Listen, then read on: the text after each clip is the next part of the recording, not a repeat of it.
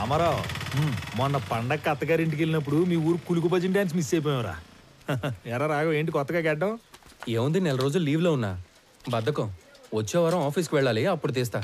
అది సరే కానీ నువ్వేంట్రా దూరదర్శన్, పండక్కి తప్పితే మీ ఊరు పక్కకే రావడం లేదు?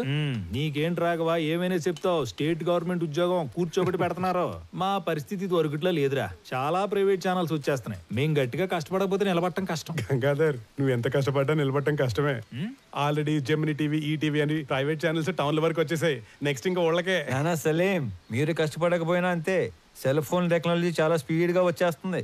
నియర్ ఫ్యూచర్లో మీ ల్యాండ్ ఫోన్లు అన్నీ మాయమే. అందుకే మేమంతా కష్టపడి మా డిపార్ట్మెంట్ నిలబెడతాం. అబ్బో, ఛానల్కి చిన్ననాటి స్నేహితులంతా ఒకే చోట చేరారే. ఏంటి రామారావు, మన ఊరికి ట్రాన్స్ఫర్ చేసిన తర్వాత చేతులు కట్టేసినట్టు ఉండదా? ఇక్కడ నువ్వు సాల్వ్ చేయడానికి పెద్ద సమస్యలు లేవు, అలాగని నువ్వు చేయడానికి పనులు లేవు. డ్యూటీలో ఎప్పుడు జాయిన్ అవుతుండవు? రేపే. అయితే ఇంకా పని ఉంటే తప్ప రేపటి నుంచి కనపడరా. కొత్త ఎప్పుడు వస్తాడేమో గానీ పాతనైతే 11 గంటలకు వచ్చి టెన్షన్ 1 గంటకు వెళ్ళిపోయాడు. సుఖం ఉండేది మనకి. అవును కదా. గర్జన ఆడేం చేస్తా ఉండవు, సార్ వచ్చేసి ఉన్నాడు, జనాల్ని కలుస్తా ఉన్నాడు. సార్ వచ్చాడు. సార్ పట్టుకోండి, పట్టుకోండి. సార్ వచ్చేసాడు.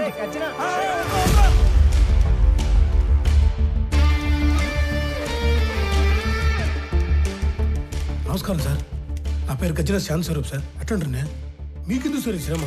నేను అందరిని బయటికి వెళ్తాను, మీరు పోయి ఆ సీట్లో కూర్చోండి సార్.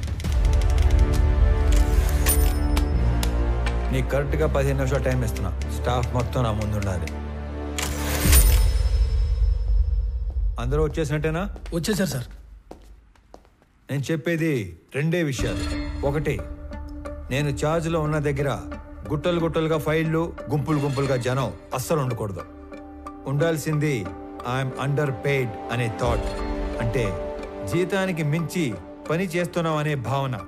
2, రెవెన్యూ రికార్డ్స్లో మార్పులు చేర్పులు, రాళ్ల క్వారీ, గులక గుట్ట, ఇసుక రేవుల ఎన్ఓసీలు, బర్త్ అండ్ డెత్ నేటివిటీ సర్టిఫికెట్లు, ఆస్తి పన్ను వసూళ్లు, అంతస్తులు క్లియరెన్స్లు ఎక్సెట్రా లాంటి దక్షిణ వచ్చే పనులు మాత్రమే చేస్తే సరిపోదు. తలగోక్కోవడం, ప్యాంటు సర్దుకోవడం కాదు. రిమెంబర్, మన రాజ్యాంగంలో ఉన్న దాదాపు అన్ని సెక్షన్స్ కి మనమే బాస్, మనమే సర్వెంట్. Any questions? ఈ 2 విషయాలు ప్రాంప్ట్గా ఉండగలం అనుకున్న వాళ్ళు మాత్రమే లోపలికి రండి. లేదంటే నో పే లీవ్కి అప్లై చేసుకొని ట్రాన్స్ఫర్కి ట్రై చేసుకోండి. ఓకే?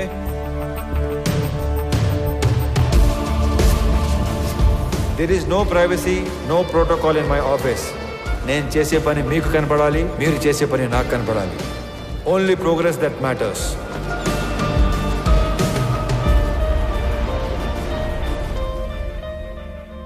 సార్,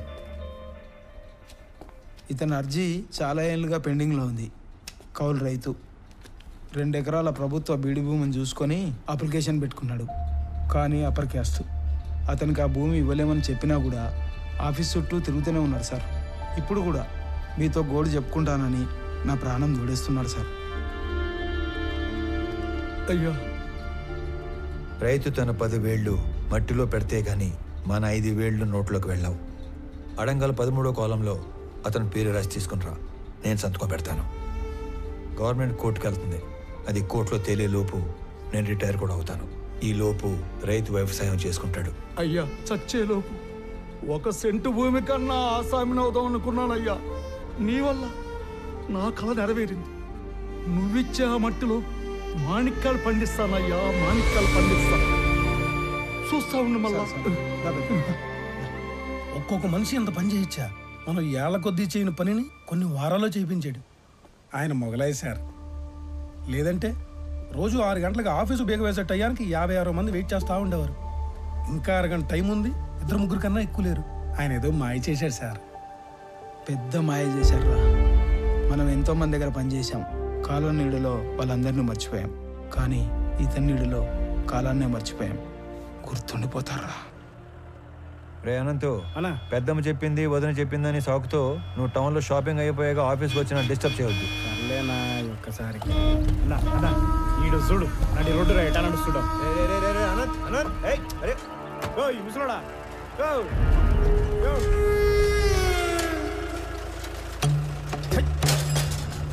చూడనంత గట్టిగా మూసేది వెనకొచ్చేటి బండు తొక్కితే పైకి పోతావు. సంపుతా నా కొడక.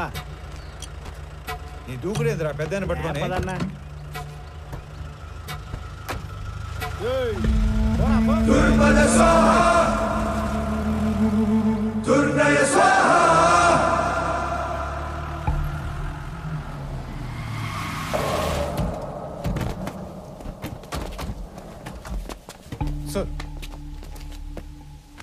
కష్టమైన పని అని తెలియక పెద్ద పోసు కొట్టి మిమ్మల్ని నమ్మి ఈ పని టేకప్ చేశా. ఎక్కలాడు తినాలకి వెళ్తే మెట్లు ఎక్కను దిగను సరిపోయింది. మీరు అంతే, వెళ్ళడం రావడం తప్ప ఏం ఉపయోగం లేదు. సార్ మాల్ మొత్తం ఏదో రూట్లో ఎక్స్పోర్ట్ అయిపోయింది ఏమన్నా నాకు కొంచెం డౌట్ వస్తుంది సార్. అస్సలు కాల, ఖచ్చితంగా మాల్ ఎక్స్పోర్ట్ అవ్వలేదు. ఇది నేను చెప్పిన మాట కాదు, మాల్ ఎవరైతే డైరెక్ట్ గా ఎక్స్పోర్ట్ చేసుకుంటున్నాడో డాను వాడు చెప్పిన మాట.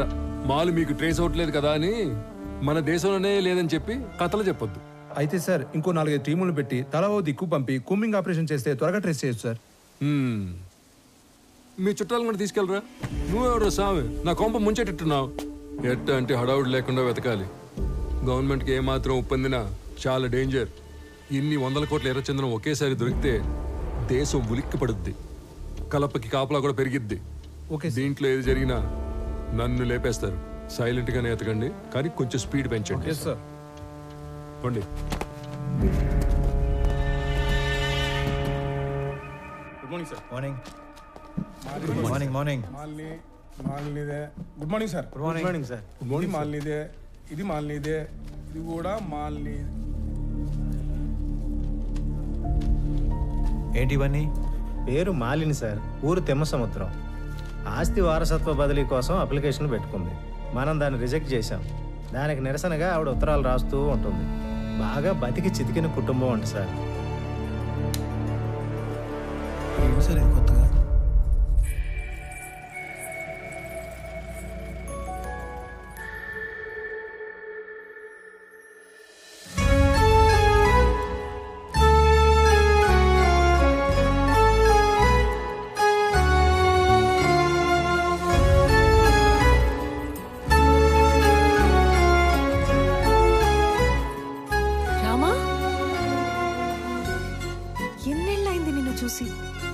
అయినా నువ్వు అసలు ఏం మారలేదు. రా కూర్చో. పర్లేదు, ఇక్కడ కూర్చుంటాను.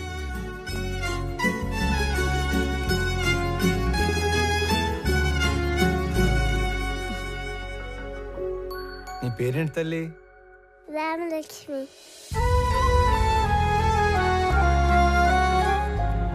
ఇప్పుడే వస్తాను. స్కూల్కి వెళ్తున్నావా?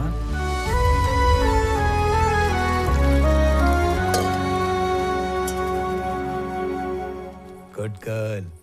తీసుకోరామా. ఇప్పుడు చెప్పు, మన ఊరికి ఎప్పుడు వచ్చావు? నీకు ఒక్కడే కొడుకు కదా? బుడ్డోడు ఎలా ఉన్నాడు? ఏంటి ఏం మాట్లాడావు?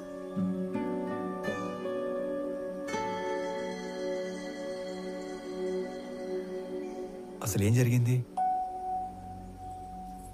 రామా, నువ్వు వెళ్ళి ఆడుకో తల్లి.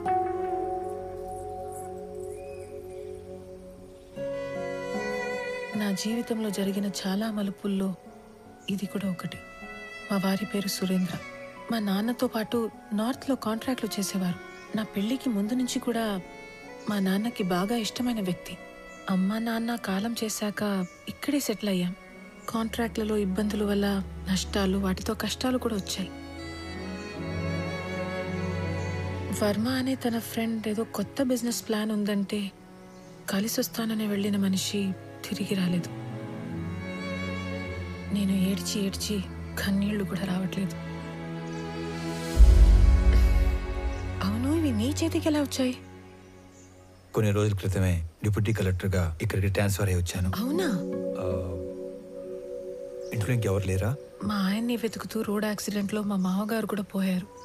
ఇవన్నీ చాలా ఉన్నట్టు సురేంద్ర ఉన్నంత కాలం పలకరింపుకి వచ్చే అతని పార్ట్నర్స్ కూడా ఇప్పుడు డబ్బు కోసం బెదిరింపులకి వస్తున్నారు. పోలీసుల చుట్టూ, లాయర్ల చుట్టూ, నీ ఆఫీస్ చుట్టూ తిరిగి తిరిగి విసిగిపోయి రోజుకో లెటర్ పంపుతుంటాను. దానివల్ల ఉపయోగం లేదు, కానీ కనీసం నా బాధ, నిరసన అయినా తెలిపితే మనసు తేలిక పడుతుంది కదా. వీటి వల్ల ఉపయోగం ఉంది. ఇవే నన్ను ఇక్కడి దాకా తీసుకొచ్చాయి. ఇకపై ఇది నా బాధ్యత.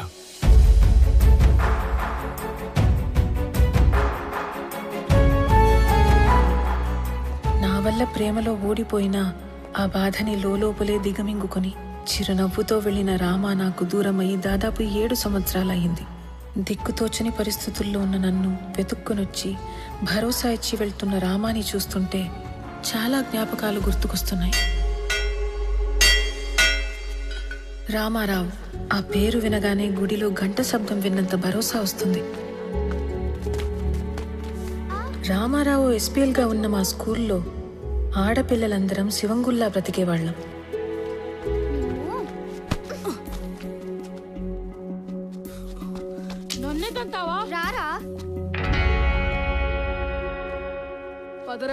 అదేంటో మొదటిసారి రామాని చూసిన రోజు నుంచి మాకేదో తెలియని బంధం ఉన్నట్లు అనిపించింది.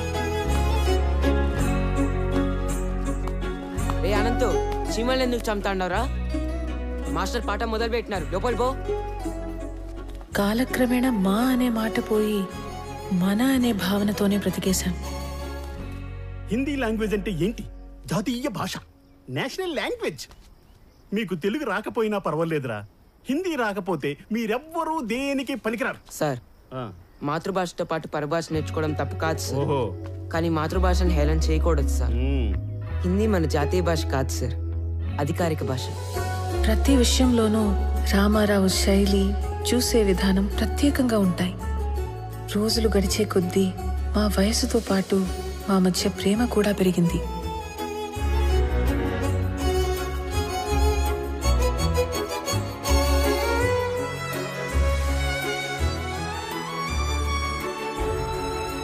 ఇప్పటికీ 2 బస్సులు వెళ్ళిపోయాయి. నువ్వు నన్ను వదలకపోతే లాస్ట్ బస్ కూడా వెళ్ళిపోతుంది. అవునా? నీకు గవర్నమెంట్ జాబ్ అంటే నా అంత ఇష్టమని నువ్వు డిగ్రీ, దాని తర్వాత జాబ్ ట్రైనింగ్ల కోసం 4 ఏళ్లుగా టౌన్లోనే ఉంటున్నా ఓపిగ్గా సర్దుకున్నాను. ఇక నా వల్ల కాదు. ఆ జాబ్ ఏదో వెంటనే కొట్టేసి నా మెడలో తాళి కట్టే నన్ను పెళ్లి చేసుకోరామా. 1 నెలలో టెస్ట్, ఇంటర్వ్యూ అన్నీ అయిపోతాయి. ఆ తర్వాత నీ ఇష్టం. ఓకే? మళ్ళీ నువ్వు ఊరికి ఎప్పుడు వస్తావు? వచ్చే నెల 25వ తారీఖు. సరేనా? తర్వాత జీవితం గురించి చాలా కళ్ళు కన్నాను. ఏ చిన్న సమస్య వచ్చినా మాలో మేమే ఒకరికొకరం సాయం చేసుకునేవాళ్ళం. అనుకున్నట్లే రామాకి ఉద్యోగం వచ్చింది. మా పెళ్లికి ఏ అడ్డంకి లేదు కదా, అంతా అనుకున్నట్లే జరుగుతోంది అని సంతోషంగా ఉన్న సమయంలో ఇటువైపు పద. అయ్యర్లో ఇంటికి అడిగి. సరే, ఆడి నుంచి ఇంటికి పోదాం. అక్కడ చిన్న పని ఉంది, నువ్వు పద. నమస్తే బాబు. నమస్తే బాబాయ్. బాగున్నారా? బాగుండా విని. ఏంటి మహాలక్ష్మి? కూర్చోండి బాబు.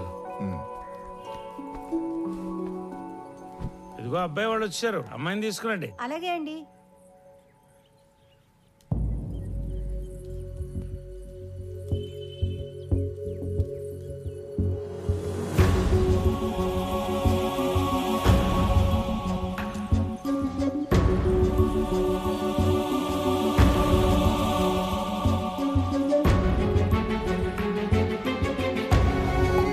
ఒక్కగానొక్క కూతురు, పేరు నందిని.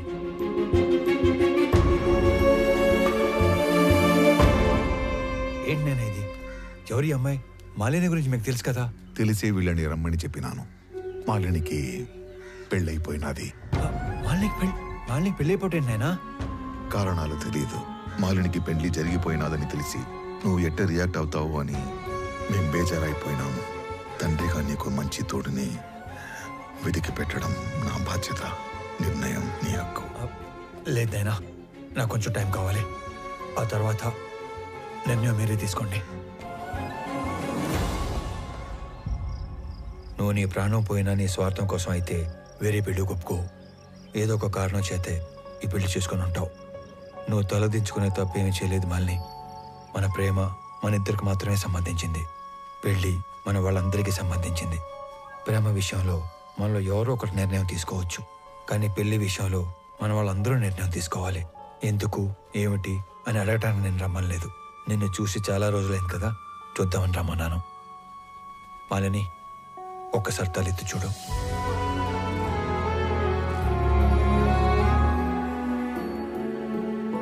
నీకు చెప్పకుండా పెళ్లి చేసుకున్నందుకు నీకు ఏ సమాధానం చెప్పుకోవాలని ఇన్ని రోజులు ఎంత మదన పడ్డానో తెలుసా. ఒక పసిపాపని కిందకి దించినంత తేలిగ్గా నా గుండెల మీద బరువు అంతా దించేశావు. మా నాన్న ఆయన పార్ట్నర్ కొడుకుతో పెళ్లి ఫిక్స్ చేసుకుని వచ్చి ఇంట్లో చెప్పినప్పుడు ఆయన మొహంలో నేను ఎప్పుడు చూడని ఒక ఆనందం చూశాను. ఆ పెళ్ళి అప్పాలంటే నేను చేయాల్సిన ఒకే ఒక పని నీ పేరు చెప్పడం. ఆయన మాట పోవటానికి బాధకి కారణం నువ్వు కాకూడదని నీ పేరు చెప్పలేకపోయాను. అంతే, పెళ్లి జరిగిపోయింది.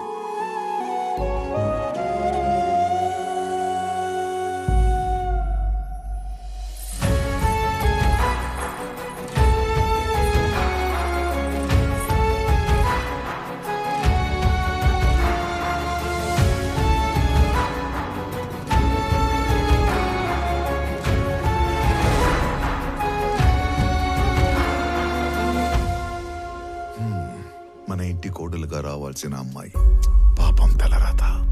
దుడ్డు ఏమన్నా కావాలేమో, సాయం చేయకపోయినావా? ఆ మాట ఎత్తిన చంపేస్తుంది ఆయన.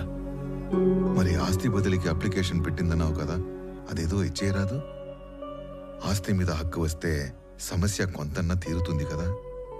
చూడటానికి ఏదో ఒక చిన్న అప్లికేషన్, కానీ చట్టానికి అదొక పెద్ద సమస్య. మిస్ అయిన మనుషుల ఆస్తులు 7 సంవత్సరాల వరకు ఏమీ చేయలేం. 7 ఏళ్ళ తర్వాతనే ఎవిడెన్స్ యాక్ట్ 107 అండ్ 108 సెక్షన్స్ ఉపయోగించి ప్రిజంప్షన్ ఆఫ్ డెత్ కింద ఆస్తిని బదిలీ చేయగలం. సరే, నువ్వు చెయ్యగలిగింది చేయరా. 6 నెలల నుంచి ఎప్పుడు చెప్పే సుత్యావారంగా ఈరోజు కూడా చెప్తున్నావు? ఇంకో 15-20 ఊర్లు తిరిగితే క్లూ దొరకచ్చు సార్. నువ్వు ఉత్త కోతలు చెప్పి ఊర్లు తిరుగుతున్నావు కానీ ఇంతవరకు నాకు మాలు గురించి మాత్రం ఒక్కటి కూడా చెప్పలా. నీ వల్ల కాకపోతే చెప్పు, మఫ్టీలో నేనే తిరుగుతా లీవ్ పెట్టి.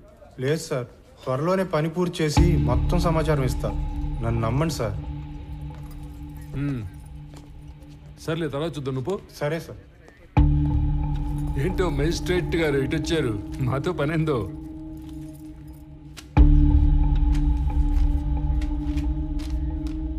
అరే, ఇది మిస్సింగ్ కేసు. మాయ్, నువ్వేనా మాలి అంటే? అదే టన్నులు ఉత్తరాలు రాస్తుంటావు. ఇంకా ఈ కేసులో ఆచూకీలు ఏం దొరకలేదు, దొరకగానే చెప్తాను. ఇక పోండి. కంప్లైంట్ ఇచ్చి దాదాపు సంవత్సరం అయింది. ఎఫ్ఐఆర్ కూడా ఫైల్ చేసినట్లేదు. ఆ మనిషి ఏడో మిస్ అయ్యాడో ఆడికి పోయి కంప్లైంట్ చేయండి, ఫైల్ చేస్తారు ఎఫ్ఐఆర్. జ్యూరిస్డిక్షన్తో సంబంధం లేకుండా ఎఫ్ఐఆర్ ఫైల్ చేయటం మీ బాధ్యత. సరే, ఎఫ్ఐఆర్ ఫైల్ చేయలేదు. ఇచ్చిన కంప్లైంట్ మీద ఏం ప్రోగ్రెస్ సాధించారు? హలో, ఏందమ్మా సాధించేదా? ఏంది ప్రోగ్రెస్లు, అటెండెన్స్లు? నేను నా పైనకే చెప్పను. ఓ అడగటానికి వచ్చాడు పెద్ద. సరే, మేమేం ప్రోగ్రెస్ చేయలేదు అనుకుందాం. అనుకుందాం మాట వరుసకి. ఆ తప్పైనాడు పెళ్ళం, సొంత వాళ్ళు కూడా ఎత్తుకుంటారు కదా, మరి వాళ్ళేం ప్రోగ్రెస్ సాధించారు? పెద్దానికి పెద్దోడు పోలీస్ స్టేషన్ మీద పట్టమే, తలుపులు బార్లో తెరుచున్నాయని. అయినా ఇందులో మీకు అంత ఇంట్రెస్ట్ ఏందో? మాయ్, నువ్వే తప్పుగా అనుకోగాక. అనుకోలే. ఆమెకి తోడుగా నేను ఇక్కడికి రిక్వెస్ట్ చేయడానికి రాలేదు. ఒక సబ్ డివిజన్ మ్యాజిస్ట్రేట్ గా నా పరిధిలో ఉన్న ఒక పౌరుడు మిస్ అయ్యాడు, దాని గురించి ఎంక్వైరీ చేయడానికి వచ్చాను.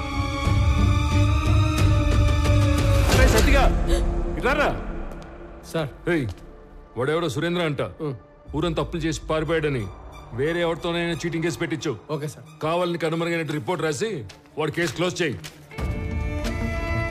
ప్రతి ఓడికి జవాబు చెప్పాలంటే దేవుడు రోజుకి 48 గంటలు ఇచ్చినా సరిపోవు.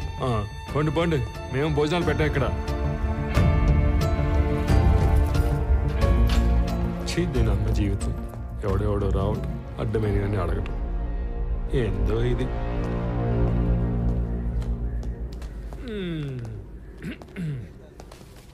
శ్రీకాకుళంలో వీడేసిన ఎక్స్ట్రాలకి సబ్ కలెక్టర్ రేంజ్ నుంచి డిమోట్ చేసి టెంపరీ పోస్టులు వేసాడు. ఏదో పెద్ద హోమ్ మినిస్టర్లా వివరాలు అడుగుతున్నాడు బాబు. అదేదో మనం ఓరకనే కూర్చొని ఆలోచన చెప్పుకుంటున్నట్టు కటింగ్ ఇస్తున్నాడు. ఏంది సార్? మళ్ళీ వచ్చావింది ఏదో రాంగ్ కేసు పెట్టి కేసు క్లోజ్ చేద్దాం అనుకుంటున్నావేమో. చీటింగ్ కేసు కాదు ఇది, మిస్సింగ్ కేసు అని నేనే ట్రేస్ చేసి అఫీషియల్ గా నీ చేతే ఇన్వెస్టిగేట్ చేయిస్తా. నువ్వు ఈ స్టేషన్ లో ఛార్జ్ తీసుకున్న తర్వాత 2 లాకప్ డెత్లు జరిగాయి. నిన్ను ఎంక్వైరీ పేరుతో 3 కోట్ల నా ఆఫీస్ చుట్టూ తిప్పి 3 ఏళ్ళు ఇంట్లో కూర్చోబెడతాను.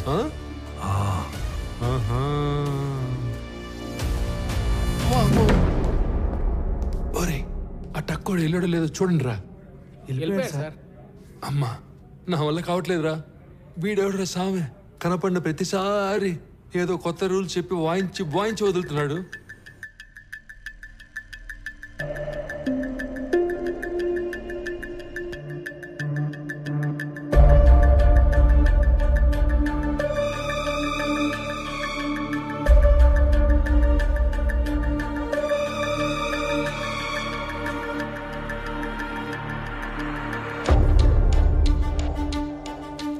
ఇతనే వర్మ.